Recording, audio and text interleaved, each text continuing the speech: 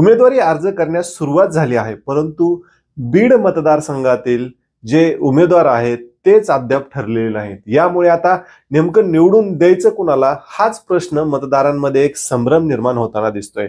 प्रत्येक जे दोन्ही पक्षामध्ये आहेत त्या पक्षातील नेत्यांमध्ये बीड असे जे बीड जिल्ह्यातील 6 मतदारसंघ आहेत त्या मतदारसंघामध्ये रस्सीखेच होताना दिसते। परळी मतदारसंघाचा जर आपण विचार केला तर त्या ठिकाणी महायुतीकडून धनंजय मुंडे हेच फायनल झालेले आहेत। त्यांची अधिकृत घोषणा जरी नसली झाली तरी त्यांना एबी फॉर्म देण्यात आलेला आहे आणि ते उद्या साध्या पद्धतीने त्यांचा उमेदवारी अर्ज दाखल करणार आहेत। भाजपची जी पहिली यादी फ्लॅश झाली होती त्यात केज मतदारसंघातून नमिता मुंदडा यांना उमेदवारी फायनल झालेली आहे। जिल्ह्यातील जे 6 मतदारसंघ आहेत त्यात फक्त 2 उमेदवार जवळ फायनल झालेले आहेत, परंतु इतर मतदारसंघात मात्र संभ्रम कायम आहे। विशेष म्हणजे बीड मतदारसंघाचा जर विषय घेतला तर बीड मतदारसंघामध्ये सुद्धा एक संभ्रम कायम आहे। महायुतीमध्ये कुठेतरी रस्सीखेच होताना दिसते। जी पारंपरिक बीडची जी जागा आहे शिवसेनेची जागा आहे, यामुळे शिवसैनिक त्या जागेवर अडून बसलेले आहेत। विशेष म्हणजे अनिल दादा आपण सुद्धा पाहिले शिवसेनेचे जिल्हा प्रमुख आहेत ते सुद्धा मुंबईत आहेत। ह्या ठिकाणी ते उमेदवारीचा दावा करतायत आणि त्यांनी आपण पाहिले की या ठिकाणी निवडून येण्यासाठी जोरदार तयारी दर्शवली आहे। या ठिकाणी ते कशा प्रकारे तिकीट आणतात हे पाहणं गरजेचं आहे। त्यांच्याच पक्षातील जे युवा उद्योजक आहेत बाजीराव चव्हाण हे सुद्धा आपलं वजन वापरताना दिसत आहेत। विशेष म्हणजे त्यांनी अनिल जगताप यांच्यापेक्षा जास्त वजन मुंबई या ठिकाणी लावलं आहे। यामुळे ते सुद्धा या ठिकाणी दावा करतायत की ही जागा आम्हालाच असणार आहे आणि विजयी या ठिकाणी आमचाच होणार आहे। तर दुसरीकडे जे युतीतील राष्ट्रवादी मधले युवा नेते आहेत जे युतीमधील युवा नेते आहेत योगेश क्षीरसागर हे सुद्धा या ठिकाणी दावा करतायत। विशेष म्हणजे काल पंकजा मुंडे यांनी अजितदादासोबत जी बैठक घेतली त्या बैठकीमध्ये त्यांनी योगेश क्षीरसागर यांच्या नावाची शिफारस केल्याचं सुद्धा समजतंय। यामुळे बीड मतदारसंघात आपण पाहतोय मोठी रस्सीखेच होताना दिसते। आता बीड मतदारसंघामध्ये अनिल दादा असतील, बाजीराव चव्हाण असतील किंवा योगेश क्षीरसागर असतील, या 3 जणांपैकी कोणाला तिकीट मिळतं हे पाहणं गरजेचं आहे। तसंच महाविकास आघाडीकडून जर पाहिलं तर अजून तरी इथून जवळपास त्यांचा उमेदवार फायनल होताना दिसत नाहीये।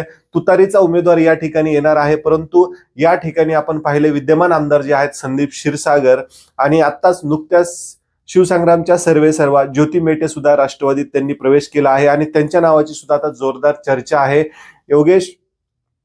एकीकडे योगेश क्षीरसागर प्रयत्न करतायत आणि त्याच क्षीरसागर परिवारातून संदीप क्षीरसागर विद्यमान आमदार आहेत। आता संदीप क्षीरसागर यांना तिकीट मिळतं की ज्योती मेटे यांना तिकीट मिळतं हे पाहणं गरजेचं आहे। आष्टी मतदारसंघाचा जर विषय घेतला तर त्या ठिकाणी सुद्धा अशीच कुठेतरी परिस्थिती आहे। अजितदादा ती आष्टीची जागा सोडायला तयार नाहीत, परंतु भाजप गेवराईची जागा तुम्ही घ्या, आष्टीची जागा आम्हाला द्या अशी चर्चा त्या दोघांमध्ये होताना दिसते, परंतु अजितदादा आष्टीची जागा सोडायला तयार नाहीत। यामुळे आष्टी मतदारसंघामध्ये आता कोणाला तिकीट मिळणार हे सुद्धा पाहणं गरजेचं आहे। परंतु जवळपास आष्टी मतदारसंघातून राष्ट्रवादीकडून बाळासाहेब आजबे जे विद्यमान आमदार आहेत त्यांनाच तिकीट मिळेल अशीही शक्यता वर्तवली जात आहे। तर दुसरीकडे जे भीमराव धोंडे भाजपचे आहेत हे तुतारीकडून लढतील अशी सुद्धा शक्यता वर्तवली जात आहे आणि जे भाजपचे ज्यांनी काल पंकजा मुंडे यांची मुंबई या ठिकाणी भेट घेतली ते सुरेश धस हे सुद्धा आता भाजपकडून तिकीट मागताना दिसत आहेत। आता जर युतीकडून सुरेश धस यांना तिकीट मिळालं नाही तर सुरेश धस या ठिकाणी अपक्ष लढण्याची सुद्धा तयारी करतायत। आता नेमकं काय होतं हे 2 दिवसात स्पष्ट होईल। गेवराई मतदारसंघाची सुद्धा अशीच काहीशी परिस्थिती आहे। त्या ठिकाणी मात्र जे महायुतीकडून विजयसिंह पंडित रिंगणात उतरतायत त्यांना मात्र जवळपास उमेदवारी निश्चित असल्याचं बोललं जात आहे। तर त्याच ठिकाणी महाविकास आघाडीकडून लक्ष्मण पवार असतील किंवा उबाटा गटाकडून बदामराव पंडित असतील ह्यामध्ये मात्र रस्सीखेच होताना दिसते। ती जागा शिवसेने एक जागा जिल्ह्यातील एक जागा आम्हाला द्यावी असं उद्धव ठाकरे यांचं मत आहे। यामुळे त्या ठिकाणी सुद्धा आता वाद होताना दिसत आहेत। आता त्या ठिकाणी जवळपास तोडगा निघलेला आहे। आजच्या लिस्टमध्ये किंवा उद्याच्या लिस्टमध्ये तिथील एक नाव फायनल होईल। तसंच जर आपण पाहिलं तर माजलगाव मतदारसंघामध्ये सुद्धा सुरू आहे। माजलगाव मतदारसंघामध्ये अजितदादा यांच्या गटाचे जे विद्यमान आमदार आहेत प्रकाश सोळुंके यांची उमेदवारी निश्चित मानली जात आहे। तर दुसरीकडे महाविकास आघाडीकडून त्या ठिकाणी रमेश आडसकर यांचं नाव चर्चेत आहे। यामुळे 2019 मध्ये जी फाईट झाली होती तीच फाईट परत 2024 मध्ये होण्याची शक्यता आहे. परत प्रकाश सोळंके विरुद्ध रमेश आडसकर, प्रकाश सोळंकेवर भारी पडतील असं चित्र माजलगाव मतदारसंघात आहे. विशेष म्हणजे आपण जर केज मतदारसंघाचा विषय पाहिला तर भाजपने तिथले उमेदवार घोषित केलेला आहे. त्या ठिकाणी नमिता मुंदडा आहे भाजपकडून उमेदवार म्हणून रिंगणात उतरते आहेत. तर महाविकास आघाडीकडून तिथून अजूनही उमेदवार पुढे आलेला नाहीये. त्या ठिकाणी तुतारी करून अंजली घाडगे असतील किंवा 2019 मध्ये ज्यांनी राष्ट्रवादीकडून निवडणूक लढवली होती ते पृथ्वीराज साठे असतील किंवा माजी आमदार संगीता ठोंबरे असतील, या 3 उमेदवारापैकी एक उमेदवार त्या ठिकाणी रिंगणात उतरण्याची तयारी कुठेतरी शरद पवार गट करतोय.